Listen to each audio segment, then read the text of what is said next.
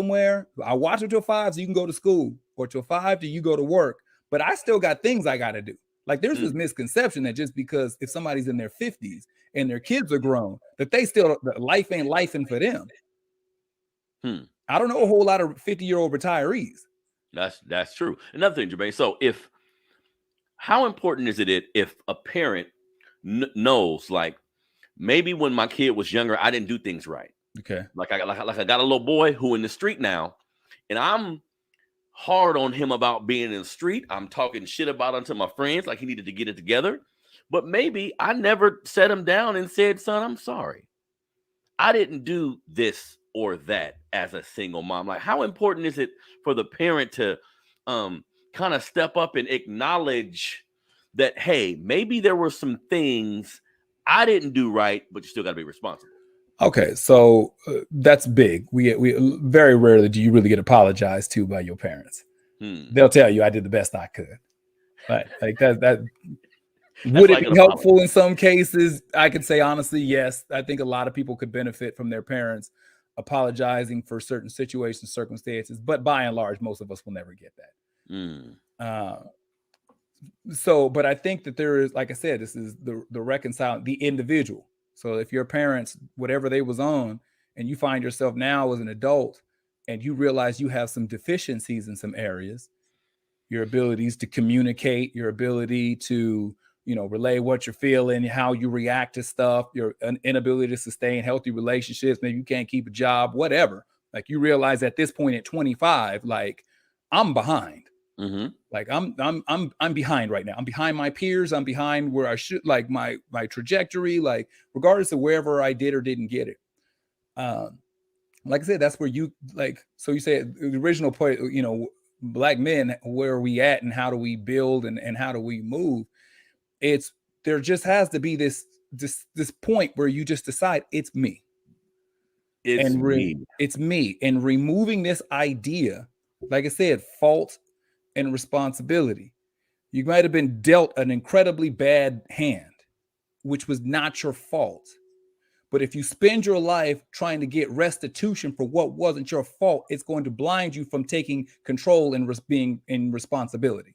Damn, that makes a lot of sense, because I see a lot of young people who, and sometimes I'll give them the grace to say, damn, I know this young person. Yeah. Mama wasn't there. Daddy wasn't there. Or mama was there, but she was negligent, right? So how long do you allow this person to use that to say, hey, my mom was on drugs or wasn't never home? When do you supposed to be like, okay, that happened, but so what? I'm 24 now. Well, this is where you learn to put a period instead of a comma. Daddy wasn't there. Mommy worked all the time. I was left alone. Nobody was there to do A, B, and C. I didn't learn D, E, and F. Period. Not comma. So I'm not going to do these things. I'm not going to show up. I'm not going to communicate. I'm not going to learn these things later. I got a raw deal. Period. I didn't get proper guidance. Period. I wasn't nurtured in how to express myself. Period. Period, meaning leave it there, right? Meaning there's no, like I said, I duly noted, checked off the box. Okay, you got a bad deal. Check. Okay. We're acknowledging it. We're validating your space. We're no one's denying that that's your reality. Now what? But if you're looking for something to compensate you for that bad start, that's where the problem is. Feeling like you're never going to get that pound of flesh from the parent that didn't show up. More often than not, you're never even going to get the proper apology that you feel like you need. Very true. Most people, when kids are coming up in these types of circumstances, whatever you're looking for from somebody else, if they were in a position to give it to you, you probably wouldn't have been in that situation. Damn. So if they were in a state of mind to be empathetic or be apologetic, that they would have did it. If your daddy could have been there, if right now you're looking for the end all be all apology for why he left your mom, why he wasn't there for you, why all this accountability, this transparency, this honesty, this communication, if he was that in touch with who he is and what he's doing, he probably wouldn't have left you in that situation to begin with. Definitely. So whatever it is you're looking for him, he's 50 and you 22. Even if he gave you verbatim what you thought you needed to hear, it ain't gonna do nothing for you, really. And it seems like life teaches people a lot. I'm learning that with my sons. Like they get older, and life get to lifing, and they start going through things, and they say, well, you know what? You didn't have to like apologize to me or talk about it, but I went through something similar. So now I feel like me and you relate a little more. I go through that with my kids. Some things I tried to hide from them, or my ego didn't want to talk about it. You know what I mean? Yeah. Now they go through stuff in life and like, you know what, Pops, I see what you meant, you know? Yeah. Or they don't. Like you may go to the grave and you never see eye to eye with the people who were involved in whatever happened to you. There could have been abuse involved, neglect. There could have been a whole series of things that happened. You may take it to the grave that we ain't never going to be square. But if you stay stuck in that space, then that's where when we talk about where we are as adults, we don't have that energy. We don't have that focus to build ourselves and move forward, because so much of us is attached to what was. And who didn't do what, and who dropped the ball, and who owes me, and this, that, and this raw deal, and this bad shake, and all that sort of stuff. So we're saying, how do we get better? Like, start with yourself. Start with yourself. And then you start with yourself. And I think when you start with yourself, you can begin to realize things you may not be doing that's beneficial. Like I was saying, when we talk about building or destroying, everybody, this is your brother Harrison, brother Jermaine, Melanated Convo Podcast. If you're listening to it on the one of the video platforms, Facebook, YouTube, like, subscribe, all the digital platforms, you can find the show there as well. Jermaine, yesterday we were talking about, we had a couple brothers who broke down like generational trauma in their family. Yeah. Kind of in a way I never heard it. Like one of the brothers was breaking it down, like how his grandpa acted. How his grandpa before him acted. Yeah. So as we move forward, it's 2023 now. We a little older. We got the internet. Like the world is changing a little bit.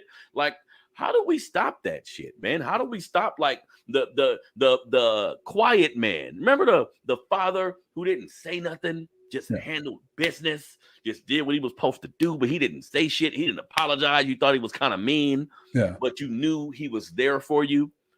How do we get back to some of that? Because now it seems like the young people just don't give a fuck. So to me, I don't, when it comes to the community, I always kind of like pull away when we keep putting the onus on children. What do you mean? So we'll look at the state of the community and we put the onus on the 12 to 19 year olds. Like as if they just came out the womb like this. Like they got this from somewhere. Yeah. You know what I mean? They got this from like, so instead of me saying, well, how do we get these 13-year-olds? By fixing the 30-year-old. By fixing like, but when the 30-year-olds are acting right, the 13-year-olds, like I remember the same era where you grew up when they had the fathers, like fathers in the neighborhood, the guys that you would see outside mowing the lawn, playing catch the kids, who were a presence. That was those were nonverbal lessons a lot of us learned. Like we just watched how men behaved. We didn't get all our cues from our peers. Yeah. I wasn't 9 learning what to do when I grew up from a 9-year-old. I watched the men in the neighborhood and how they were behaving. So when we kind of keep jumping to what these 12, 13, 14, 15-year-old, like they're just the problem. Ain't that the truth? Talking to this 14-year-old like he's the problem. 3 years ago, he didn't even like girls. And now all of a sudden he's supposed to be to blame for the interpersonal dynamic between men and women in the community. Like, That's true. And we have a lot of a lot of elders in our community, man. And I'm always leaning more towards elders who figure out a way to impart wisdom on young people. But something I'm learning, sometimes that can be with words, but most of the time, just do. So let's qualify. What's an elder? Elder, to me, I'm 43 years old. I'm going to consider an elder maybe like somebody over 60. Okay, so like that to me is what I talk about. We'll look at 16-year-olds and 60-year-olds. Mm-hmm.